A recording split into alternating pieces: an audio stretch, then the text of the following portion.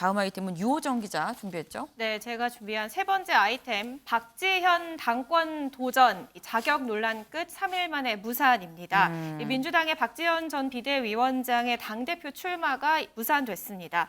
먼저 박 전 위원장이 당권 도전 의사를 공식화한 건 지난 주말이었는데요. 바로 자격 논란이 불거진 바 있습니다. 네. 민주당 당원 당규에 따르면 이렇게 피선거권을 가지려면 당대표에 출마하려면 이 당원이 된 지, 당원으로 가입한 지 6개월이 지나야 하는데 박 전 위원장이 이 자격을 충족하지 못했기 때문입니다.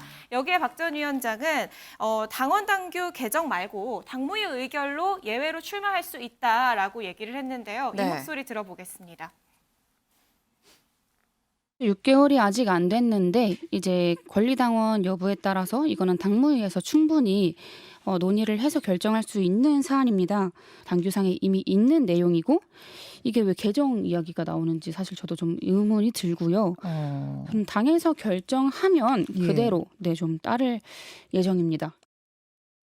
네, 앞서서 이 경기도지사 김동연 후보 역시 입당한 지 6개월이 안 돼서 비대위 당무위 결정으로 이 경선에 출마한 바 있거든요. 이 때문에 당무위가 결정을 해주면 출마할 수 있다. 당의 결정에 따르겠다라는 입장이었는데 네. 오늘 민주당 지도부가 이 박지현 전 위원장의 당권 도전에 대해서 예외를 인정할 불가피한 사유를 발견하지 못했다라고 결론을 내렸습니다. 우상호 비대위원장 목소리도 마저 듣겠습니다.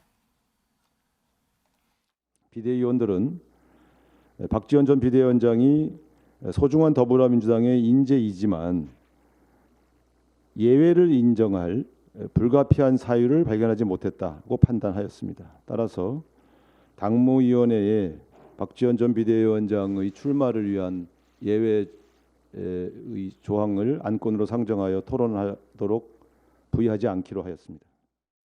네, 오늘 오전 발표인데요. 이렇게 당무위 안건으로 상정조차 하지 않으면서 박 네. 위원장의 당대표 출마는 오늘로써 무산이 된 상황입니다. 아니 그렇다고 한다면 박지원 전 비대위원장은 결국 자격이 안 돼서 전대 출마를 못하는 건데 그럼 이제 정치 그만하는 겁니까? 네, 그렇진 않을 것 같습니다. 네. 조금 전에 이 페이스북, 트위터에도 이제 이 어떤 글을 올렸는데요. 네. 이 전당대회 관련한 입장은 아니었고요. 윤 네. 대통령의 이 나토회의 참석을 비판하는 이 긴 글을 올렸습니다. 또 앞서서 이 당의 결정을 따를 거다라면서도 이미 들어와 버린 이상 계속 정치를 해봐야 하지 않을까 생각한다라고 인터뷰를 하기도 했거든요. 네. 이 때문에 뭐 당대표는 아니더라도 이어서 정치 생활이 좀 이어질 것으로 보이고요. 또 네. 그간 비대위원장으로 지내면서 20대 청년 정치인으로서의 소회를 풀고 싶다, 이 책을 쓰고 싶다라는 입장도 밝힌 만큼 행보는 네. 좀 계속 이어질 것으로 보입니다.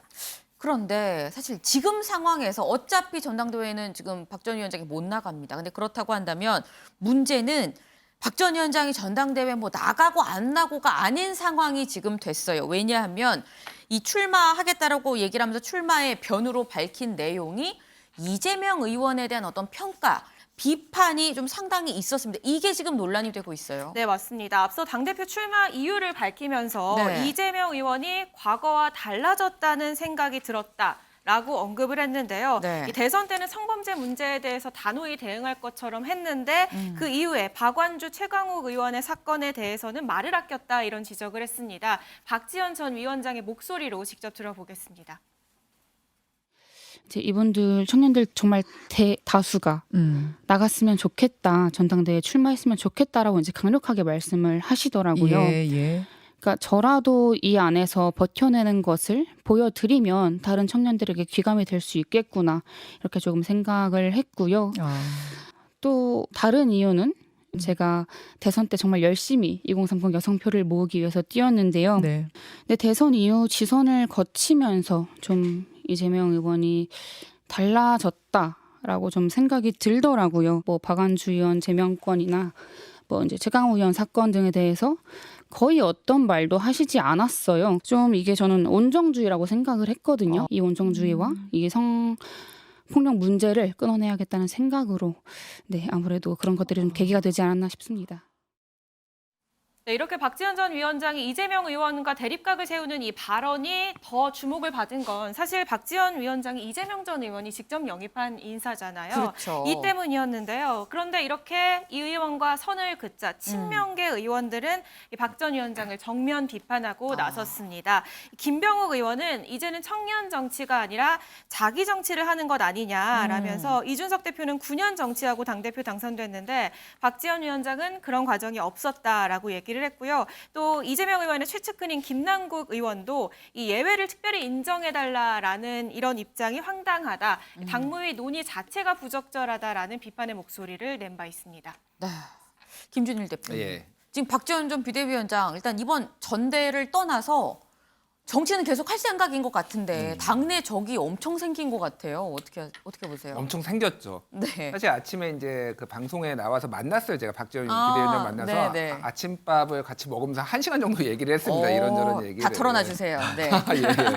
그래서 일단은 네. 적이 많이 생긴 건 맞습니다. 네. 그런데 이제 소위 말하는 청년 정치라는 게 무엇이냐라고 봤을 때 청년이 하면은 청년 정치이고 그게 맞는 방향이라는 거죠. 사실 조금 비판적인 말씀을 드리자면은 푸들 정치였다. 청년 정치는 대한민국의 청년 정치는 후들 정치는 뭘까요? 푸들 같이 이를테면은 보기죠. 위에서 위에 비위를 맞춰주고 뭐 열심히 당도 했겠지만은 네. 그래서 발탁돼가지고 공천 받고 청년의 몫으로 하지만은 다른 게 없는 네, 민주당에서 뭐 제가 실명은 거론하지 않겠습니다만 그런 분들이 많이 계시잖아요. 유일하게 민주당에서 청년들 중에서 한마디로 들이받은 사람입니다. 네. 그러니까 이게 당에 이 들이받았다는 것만으로 저는 당의 소중한 자산이라고 생각을 해요. 우리나라에서 젊은 정치인이 들이받아서 성공한 사람이 이준석 대표밖에 없거든요, 지금. 예, 나머지는 다 명멸을 했습니다, 다. 그러니까 제가 말씀드린 건 뭐냐면은 네. 험난한 길인데 이제 시작은 이준석 대표도 10년 걸렸거든요, 그게. 그쵸. 박지원 대표도 나이도 비슷해요, 지금. 네. 이제 시작이다. 이번에는 뭐 컷오프 되고 아예 컷오프가 아니라 올라가지도 못했지만 이제 시작이라는 거고 본인이 그러면 어떤 내공을 키워야 될지 이재명 뭐 2년 당대표가 돼서 2년이 중요한 게 아니라 10년 지계를 그리고 민주당을 어떻게 바꿔야 되는지. 그러니까 이준석 대표는 2030만 지지한 게 아니라 당대표 나왔을 때 보수의 심장 대구에서 찍어줬거든요. 네. 그럼 호남에서 이 박지원을 찍어줄 것인가? 이를테면 뭐 개딸 양아들들이 박지원을 찍어줄 것인가를 네. 생각을 하고 본인이 그런 컨텐츠를 만들어 가야 되는 거죠. 이제 그 시작점에 섰다 이렇게 평가할 수 있을 것 같습니다. 요거 하나만 여쭤볼게요. 아침에 아침밥 1시간 동안 드시면서. 예. 네. 그러니까 박지원 전 비대위원장도 향후 10년 뒤를 그리고 있던가요? 그 정도까지 뭐 10년 뒤다라는 건 하지는 않았지만은 네. 기본적으로 정치를 계속할 생각은 굉장히 강한 의지를 보였어요. 그러니까 이걸로 아마 좌절하거나 그러지는 않을 겁니다. 예. 네. 앞으로도 정치를 계속할 굉장히 강한 의지를 갖고 있었다라는 얘기인데 뭐 박 전 위원장 말고도 이재명 의원에 대해서 좀 실망했다, 좀 부적절하다. 라고 얘기를 하면서 주말 사이에 당권 도전을 선언한 사람들이 더 있죠. 네, 지금 어대명 어차피 대표는 이재명, 어대명 기류의 97 그룹이 좀 급부상을 하고 있는데 97 그룹 중 세 번째로 강훈식 의원이 이 당대표 선거를 공식 선언했습니다. 이 강 의원 지난 대선 때 이 선대위에서 이재명 의원을 좀 지근거리에서 도운 바 있잖아요. 그래서 네. 출마에 더 주목을 받았는데요. 강 의원의 출마의 변을 직접 들어보시죠. 국민 여러분께 쓸모 있는 정치가 무엇인지 보여드리기 위해 그리하여 다시 가슴 뛰는 민주당을 만들기 위해 이 자리에 섰습니다. 이재명 후보의 선택은 본인의 선택이셔야 될 거라고 생각은 하고요. 적절하다고 판단했으면 제가 나오지 않고 도왔을 거라고 생각합니다. 네, 이렇게 들으신 것처럼 이재명 의원의 당대표 네. 출마가 적절하다고 생각했으면 제가 나오지 않았을 것이다 라면서 이재명 의원의 출마에 대해서는 좀 대립각을 세우는 모습이었습니다. 그런데 우리가 보통 방송에서 양강양박이라고 했습니다. 강병원, 강훈식, 그리고 박용진, 박주민 의원은 뭐예요? 네, 여전히 좀 출마 여부를 고심하고 있는 것으로 보이는데요. 뭐 그간의 입장을 봤을 때 네. 조만간 출마를 선언하지 않을까 이렇게 관측이 되고 있는 상황입니다. 네, 아마도 곧 박주민 의원도 출마 선언을 하지 않을까 싶은 상황이라고 합니다.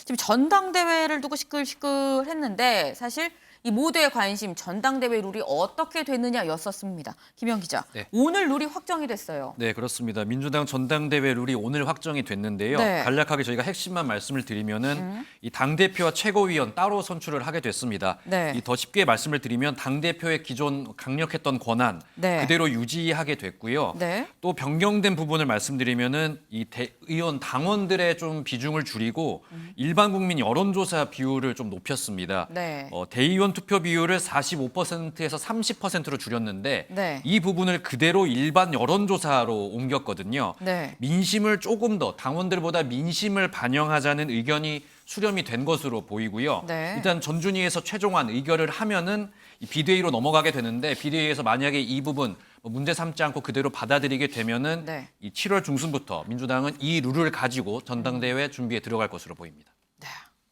윤영걸 대표님, 예. 룰이 확정이 됐습니다. 지금 보니까 사실 권리당원의 비율이 높아지냐 안 높아지냐 이게 제일 관건이었었거든요. 그럼 높으면 이재명 의원이 유리한 거 아니냐. 그래서 권리당원만 열심히 사람들 쳐다봤는데 권리당원은 그대로 있고요.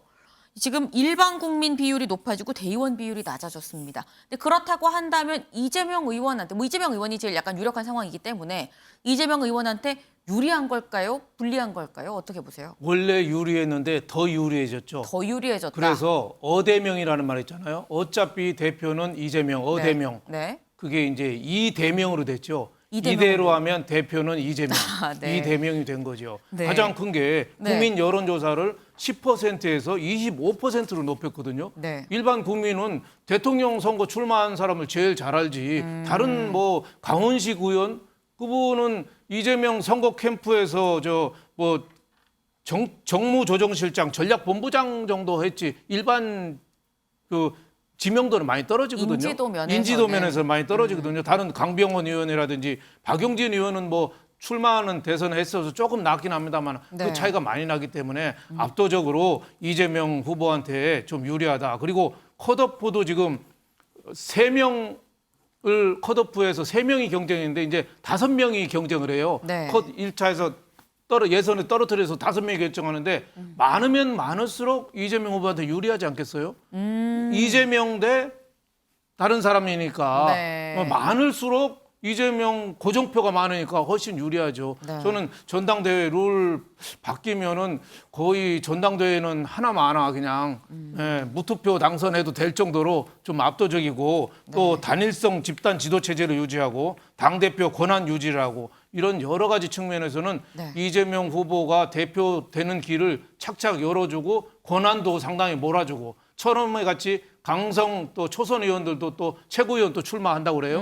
여러 가지로 좀 힘이 자꾸 모이는 그런 단계가 아닌가 그렇게 싶은데 앞으로 야당이 운영하는 데는 또 너무 또 강골수, 외골수로 나올 가능성이 있어서 네. 좀 걱정도 좀 되죠. 네, 지금 이 윤 대표님 말씀에 잠깐 들어 있었습니다. 김영 기자. 네. 지금 철험회 같은 친명 그룹이 또 최고위원에 많이 도전한다고요. 그렇습니다. 지금 친명계가 아닌 의원들을 찾아보기가 좀 더 어려운 상황인데요. 일단은 지금 대표뿐만 아니라 최고위원계에도 이재명계가 대거 도전할 것으로 예상이 되고 있습니다. 지금 김남국, 양의원 의원 비롯해서요. 네. 지금 친명계 의원들이 공개적으로 좀 최고위원에 나서겠다 이런 의사를 밝힌 상황인데 네. 이 비이재명계라고 불릴 수 있는 의원들의 숫자가 더 적거든요. 특히 네. 친문 진영에서는 고민정 의원 정도만 지금 거론이 되고 있어서요. 아마 최고위원회에서도 대거 이재명계가 등장을 하지 않을까 예상이 되고 있습니다. 네, 지금 아까 이 어대명이 아니라 이대명이다. 이대로면 대표는 이재명이다라는 말씀을 아까 주셨는데 여기에 더해서 지금 최고위원 후보군들도 일단 수적으로는 친명계 의원들이 상당히 많지 않을까 하는 전망이 나오고 있는 상황입니다. 오늘의 탑을 좀 정해보도록 하겠습니다. 네, 드디어 오늘 원구성 협상이 36일 만에 타결이 됐죠. 늦었지만 만시지탄이라고 하는 만큼 제대로 된 국회 역할을 좀 기대해 보면서 오늘의 탑은 원구성 협상 극적 타결 국회의장 합의 선출키로 결정하도록 하겠습니다.